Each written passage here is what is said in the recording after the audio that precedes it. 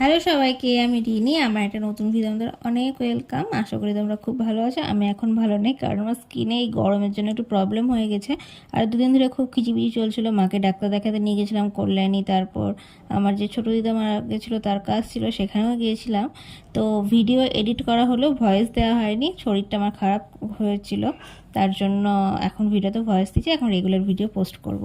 তো যাই হোক, এখানে সকালে উঠে আগে বিছানার চাদরগুলো সব চেঞ্জ করে নিলাম, কারণ সমস্ত চাদরগুলো একটু ময়লা হয়েছিল, কাচতে হবে, তার জন্য সমস্ত বেডগুলো আগে চেঞ্জ করে নিলাম। তারপর এখানে সকালে ব্রেকফাস্টের জন্য একটু খাবার করছিলাম। আর সেদিনকে আমার একটু চিট ডে করতে ইচ্ছা করছিল। মানে চিট ডে বলতে আমি তো খুব একটা স্ট্রিক্ট ডায়েট করি না, বাট একটু মানে কী বলবো, আনহেলদি খাবার খেতে ইচ্ছা করছিল। আর আমি পাস্তা, চাউমিন এসব খেতে খুবই ভালোবাসি। বাইরেরটা না আমি নিজে মানে বাড়িতে বানিয়ে খেতে বেশি ভালোবাসি। তো যেহেতু ময়দার ওটা হয় পাস্তা চাউমিন এগুলো, তার জন্য খুব একটা আমি খাই না। তো এখানে সেদিনকে খুব খেতে ইচ্ছা করছিলো, তো নর্মালি অল্প তেল দিয়ে সবজি দিয়ে করেছিলাম, ক্যাপসিকাম, গাজর, পেঁয়াজ, রসুন কুচি, আর পাস্তা দিয়ে করেছিলাম, আর টমেটো সস নিয়েছিলাম, আর অনেকটা পরিমাণে নিয়েছিলাম। খেতে আমার খুবই ভালো লাগে। তো খেতে বেশ ভালো হয়েছিল। আর সেদিনকে না আমার জন্যই করেছিলাম, কারণ দাদা সকালে কাজে বেরিয়ে গেছিলো।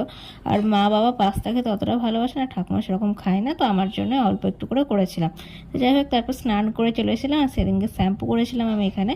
তো স্নান টান করে এসে এই যে জামা কাপড়গুলো সব স্নান করার আগে কেচে দিয়েছিলাম। আর দেখছো কত জামা কাপড় কেচে, মানে জামা কাপড় বলতে বিছানা চাদর ফাদরও ছিল, জামা কাপড়ও ছিল কিছু, সমস্ত কেচে কুচে আমি স্নান করে এসেছি। তো স্নান করে আসার পর এখানে মানে মা অর্ধেকটা রান্না করে রেখে দিয়েছে, তারপর আমি বাকিটা অর্ধেক করলাম, কারণ মায়ের অনেকটা দেরি হয়ে যাচ্ছিলো, মা পুজো করবে।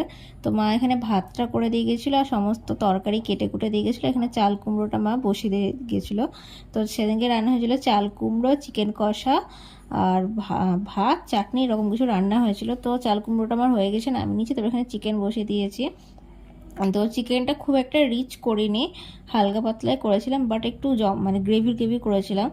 তো গ্রেভি মানে কষা কষা খেতে ইচ্ছা করছিল। তো এখানে মাংস কষানো হয়ে গেছে, তবে কষা মাংস আমি এক পিস তুলে নিয়েছিলাম। চিকেন কষা হবে আর কষা মাংস খাবো না, সেটা তো হয় না। তারপর এখানে খেতে বসে গেছিলাম। এখানে হয়েছিল ভাত, ভেন্ডি পেঁয়াজ ভাজা, আর চাল কুমড়োর তরকারি। এখানে চিকেন কষা হয়েছিল। চিকেন কষাটা খেতে বেশ ভালোই হয়েছিল, নিজে রান্না করেছি বলে না, সত্যিই খেতে ভালো হয়েছিল। মানে হালকা পাতলা বেশ, কিন্তু ভালো লাগছিল খেতে।